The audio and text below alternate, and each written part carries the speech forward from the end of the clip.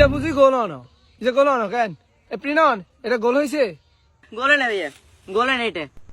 সত্যি বেটা গোল না বেটা চা ইয়ে বেটা গোল আনো কেন আচ্ছা ঠিক আছে খাড়া গোল